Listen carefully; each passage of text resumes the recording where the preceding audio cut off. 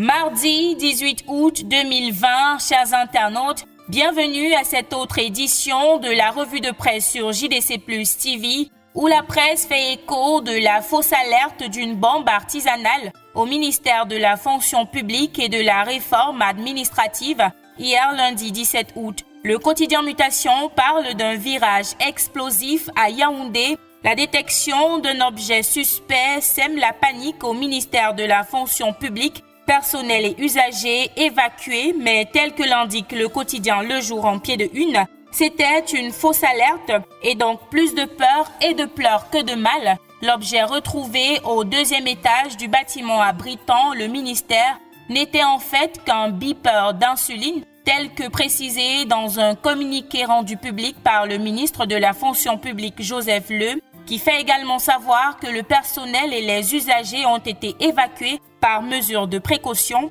et les services de sécurité saisis ont procédé à la fouille systématique du bâtiment ainsi qu'à l'analyse de l'objet retrouvé. Il rassure par ailleurs qu'aucun dégât matériel ni perte en vie humaine n'a été enregistré. Le bâtiment s'est révélé indemne de toute menace explosive après avoir été passé au peigne fin par les services spécialisés de sécurité. Série noire, Yaoundé, la nouvelle cible des attaques terroristes.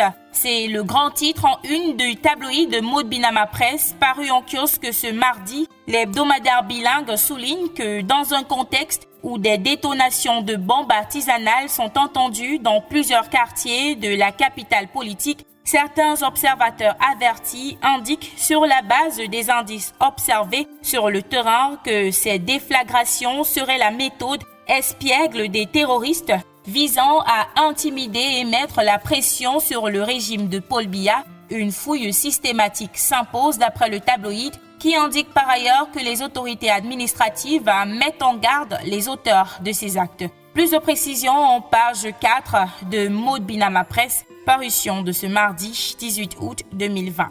Poursuivons notre revue de presse avec le quotidien national bilingue Cameroun Tribune qui nous fait savoir que les responsables des fuites des épreuves au baccalauréat général session 2019-2020 sont connus. Il s'agit de 3 responsables du service de reprographie de l'Office du baccalauréat du Cameroun et de 4 autres qui écopent de 3 mois de suspension pour négligence et complicité de fuite des épreuves. Les détails en page 15 de Cameroun Tribune, édition de ce mardi. Patrimoine, à qui appartient la terre? C'est la grande question en une du bi-hebdomadaire d'information et d'analyse L'essentiel du Cameroun, parution de ce mardi. Terre de nos ancêtres ou terre achetée, terre conquise ou mise en valeur, la terre et les forêts qui la couvrent enflamment les esprits depuis quelques semaines. Une situation qui a amené l'essentiel du Cameroun à se poser la question de savoir à qui appartient réellement la terre au Cameroun. Pour mieux comprendre, lisez le dossier proposé par la rédaction